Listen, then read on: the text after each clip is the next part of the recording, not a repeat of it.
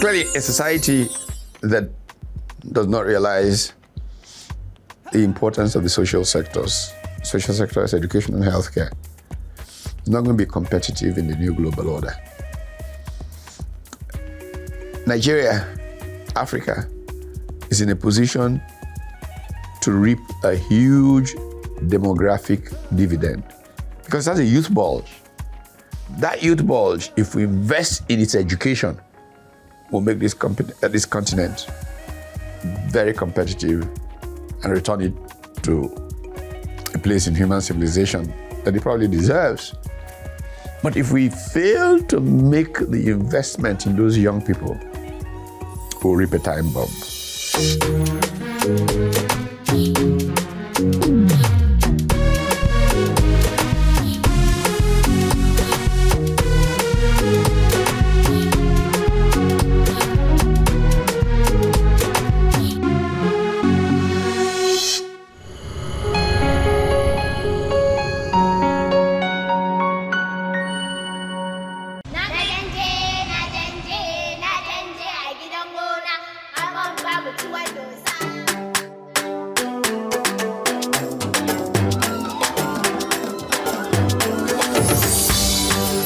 True friendship, it lasts forever.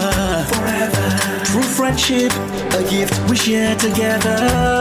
No matter where you are, we're there together. Sharing moments, happiness is when we are together.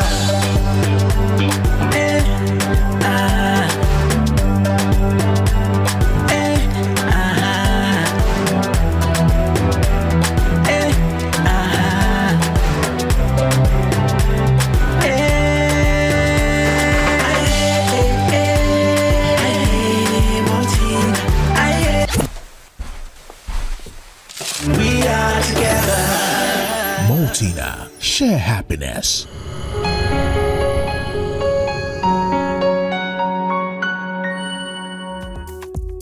The economic growth and development of any country depends largely on a well-functioning education system. To compete globally, it is paramount that citizens are well equipped with the skills and knowledge they need to excel in any given situation or environment. Many stakeholders in the Nigerian education sector believe the country can attract foreign investments, create jobs, and ultimately reduce poverty only if there is a serious revamp of the education system. In the present Nigeria, government have our own policy. The policy of the government now is a free education. And with the free education, the government is supposed to supply the desk, the chair for the student. Then in the area of the structure, it is the duty of the government to take care of renovation, building, rebuilding.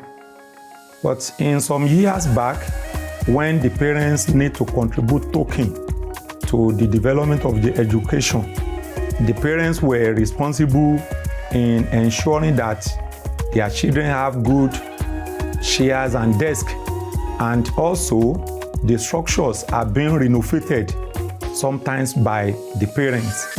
One of the factors that is causing the decay of the infrastructural facilities in the school has to do with the nonchalant attitude of our parents to assist the school. They have left the whole responsibility to the government, and by the time they are called upon, they will just tell you that after all, the government is running free education. But despite the fact that the government is running free education does not mean that they should not support the government in whichever way they feel they can better the loss of the school. We have a lot of challenges. When you look at our buildings, you discover that we didn't have a good structure as at now. Now you go to some of our classrooms, you discover the ceilings are bad. Some of the roofings too are bad. So that is the present state of the buildings. And talk of the chairs that the students usually use, they also discover that they are not the one that is other standard for conducive learning environment. We have the problem of the porosity of the environment of the school, whereby people in the neighborhood just enter the compound the way they like, riding Okada here and there. We've been trying to find a means by which we can solve the problem, but we have not been able to solve the problem. Nigeria is rated the 124th best country in the global education system. Reports across the country reveal that many public schools face severe budget constraints and shortfalls in funding year after year. This lack of funding translates to overcrowded classrooms, outdated learning materials, and inability to attract experienced teachers. The financial stress on the institutions has also led to excessive increases in tuition fees, which are unaffordable for most parents already struggling in the current economic climate. A 2022 UNESCO report also noted that approximately 20 million Nigerian individuals of its approximately 200 million population are not enrolled in school. Despite the UNESCO recommendation of a 26% benchmark educational budget for underdeveloped countries, successful Nigerian governments have allocated an average of 5 to 8% of their budgets to education over the last 10 years. Under the current dispensation, the budget submitted by President Tinubu to the National Assembly proposed a 27.5 trillion naira expenditure for the 2024 fiscal year. A review of the budget indicates that the education sector got 1.54 trillion naira, representing 6.39% of the total budget. Government has told us over and over they have made provision for proper funding, but we are still far from the ideal. The 26% minimum, Nigeria is still far in education. And it's like these days, when we are arguing about budgetary provision, when you look at government analysis, when you look at commentators, they seem to pay attention, and the only union that makes noise is probably the tertiary institutions, universities, polytechnics, and colleges of education. The NUT is not giving it a damn to talk about how much is put in Universal Basic Education Commission so that these things will be provided for primaries and secondary school. Only of recent, we've just had the privilege of having a commission for secondary school. Otherwise, it was just embedded in the Ministry of Education, no particular attention given to them. Cost of education at the secondary school level is higher than cost of education in the university because nobody is speaking for them. Go and ask those who have children in unity schools. What they pay per year is higher than what children pay in public universities per year. And this is because they don't have a voice in government. So education seems to have been a little bit a challenge for people who are poor because government have not been able to take care of it. Education is, for me, a wholesome experience. It's not just about academics. When you take your child to school, for example, they are not just learning the basics of academics, of math, English, and other relevant subjects. They are also learning teamwork. They are learning articulation. They are learning how to verbalize their emotions. They are learning how to identify the emotions that they are going to verbalize. They are learning how to be friends with people, identifying the ones that are friendships to pursue and the ones that are friendships to stay away from. Having experiences with the environment, learning about the sky, learning about the trees, learning about the road, learning about cars, having experience with diverse kinds of people on their way to school and on their way back from school. All of these experiences together form a wholesome perspective for the child And what we have discovered, or what I have seen over time from my life and others, is that we take these little experiences that we have in pockets of time, and they form principles, they form ideas, and they form pathways for us to be able to have a good future. The problem of poor funding of education is really one of the biggest challenges we have faced in our country. It really shows how little decision makers understand human progress. Everybody will tell you that the two most critical things for development are education and healthcare. And this is a tragedy for our country. When Tony Blair was running to be Prime Minister of the United Kingdom, said his top 3 priorities were education, education, and education. If Britain, where we send people to go to school, can think that way, imagine what is wrong with how we think in education today in Nigeria. Infrastructure matters, and the environment in which people learn, does matter a great deal. But compounding the problem of infrastructure is failure to appropriately implement policy. First, in many parts of our country, there is no school to go to anyway. When they go, because of infrastructure, they're sitting under trees and all kinds of things.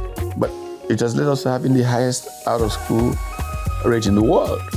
That's not good for a country that wants to make progress. Clearly, we must see lessons in what the elite of Europe have learned in ensuring access to their own children to the highest quality of education possible.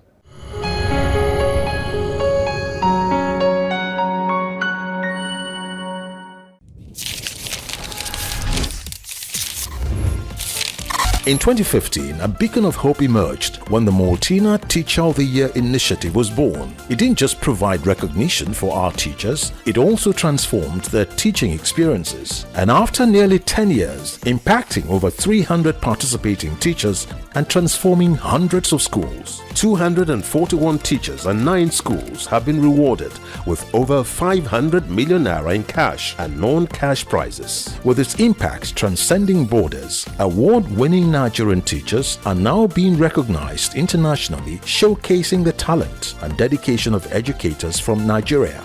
This initiative is a brainchild of the Nigerian Brewers Felix Ohiwere Education Trust Fund and proudly endorsed by the Federal Ministry of Education. This edition is supported by Union Bank, Woodhall Capital Foundation, Airpeace, and Alert Group. Maltina Teacher of the Year, a decade of inspiring excellence in teaching.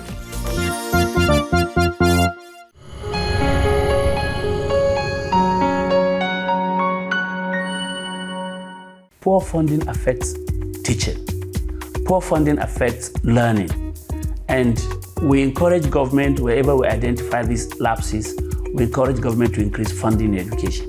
Ours is an advisory organization, an advisory body, and at the state, at the federal, we advise government and we highlight areas that need intervention, quick intervention. The areas of teacher capacity development, there's very serious lack of funding there.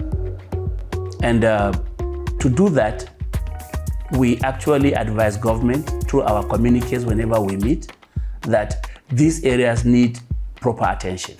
And funding is key. If there is no funding, nothing will go on. We are happy that we now have a commission and a functional commission. That is the National Commission for Almajiri and Out of School Children's Education. Out of school is a reflection of poor funding of education. And we are also partnering with our commission to go on a campaign.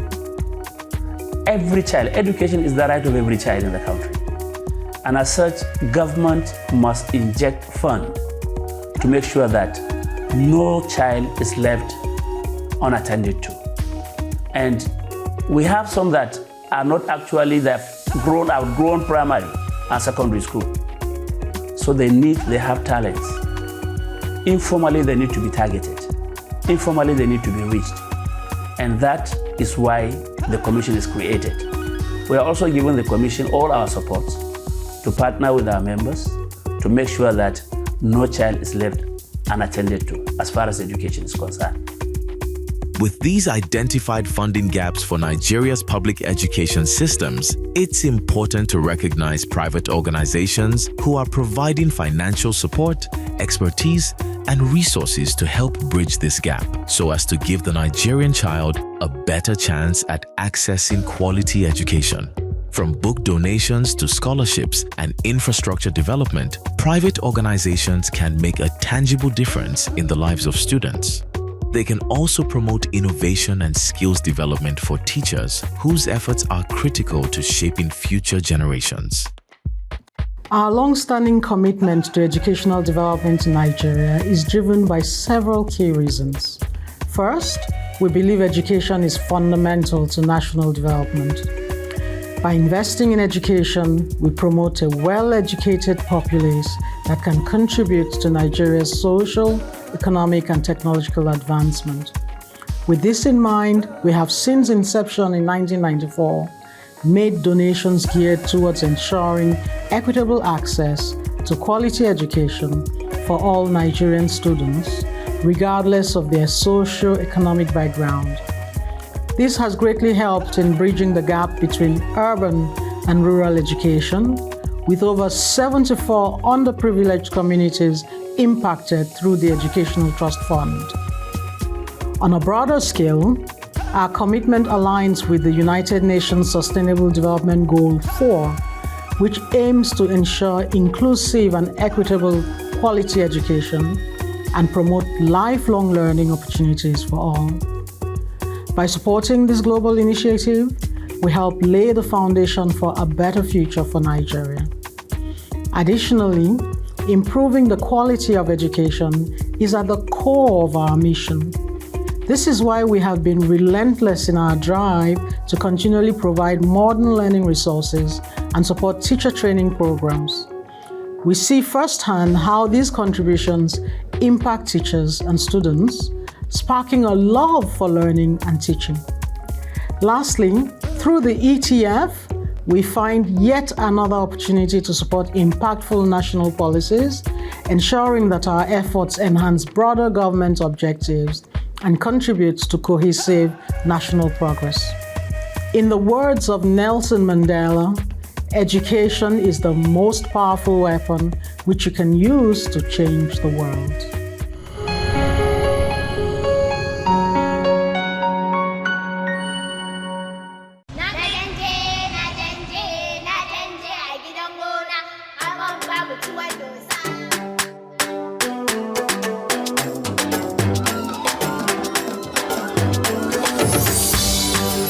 True friendship, it lasts forever.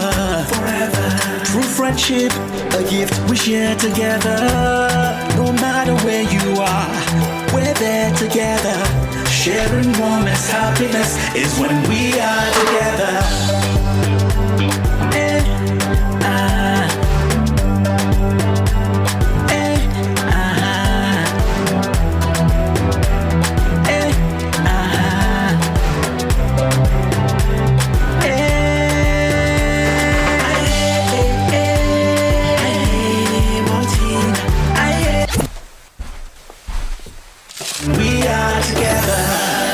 Maltina, share happiness.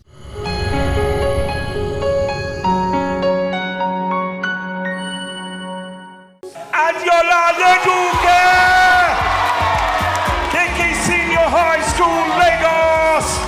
For the Maltina Teacher of the Year, winning it changed that. I think it put me in the space to understand that this is something I'm doing right and I'm being applauded for it. And of course, I used to be a very shy person. I love doing things in the background. But Maltina Teacher of the Year will trust you into the public. Like people say, some people are born in leadership. I wasn't born a leader, but I had a trust on me. And that was what Maltina Teacher of the Year did, put you there, because there's no way you can win and not take up that leadership position. So I will say, yes, it helped me grow grow. And I will also say the influence, it brought the influence. Of course, your faces are there. It's a strategic positioning for you. Your face is there, media interviews, they put you out there. And I've been invited to speak at different conferences. I spoke with the African Union Commission in Ethiopia for the African Union Commission. I also got invited to speak in Belgium at the Global Gateway Higher Education event. Beyond that, I've spoken in different places. I've been to Uganda, I've been to Rwanda. They call me Dora the Explorer now, thanks to Maltina. And then the fact that for the first time I got invited to speak to students, I saw a lot of hands up. And then they asked them, who do you want to be like, or what celebrity do you know? And I got called, and that was when I remembered that now I'm Maltina Teacher of the Year. Turned me to a celebrity. So I'll say it has changed my life. It has helped me grow as a person, and the influence is mind-blowing. My trip to Finland, I would say, has been something I've been looking forward to, and Maltina Teacher of the Year made that trip come true. So the first part is the structure. I got to understand how the education system works. From their 0 to 6, and then to their basic upper education or upper school. And the fact that they run a comprehensive system just like Lagos State is doing, I got to learn about that. And then looking at the features, during the program, I kept telling myself, I need to inculcate this in my classrooms. The fact is, they have a teacher autonomy, and they also have a student autonomy. And this is something we have not really been doing in school. We don't give our students responsibilities. Even as teachers, we find it very difficult to give ourselves that responsibility of being trustful enough or being responsible enough to take up certain things. And now that we've learned about it, I know most definitely this will be one of the things I will incorporate in my classroom. The fact that I don't have to push my students to compare themselves to one another or compare themselves to another person. It's about teamwork. It's about working together to get the best. And the facts about the recess, they don't joke with the recess in Finland. And most of the time we're always pushing our students to learn and do, and we don't give them those little breaks. I got to understand how important those little breaks are in for the student, because the Finnish education system is very flexible. So it's not about, you need to learn so much. It's about learning in bits and understanding in bits. And it's not the cramming, what we do here in Nigeria. I got to learn about that. And I hope that I'll be able to do this cascading to other teachers, and not just in my school, I mean in all schools in Lagos State. There are so many things I can say, but let me stop here. Next time on Teaching with the Heart. Colonialism had a strategy, and they treated in that strategy the mind of the colonized like a piggy bank. Like you bring out, as a kid, you have a small piggy bank at home. They give you 1 shilling, as we used to have in those days, or 1 naira. Then you get home, you drop the coin in your piggy bank. Then one day you have the need to buy Christmas dress or whatever, you break your piggy bank, and mais voila, £5 comes out. So the colonized mind is supposed to just receive enough droppings to be able to maintain the system.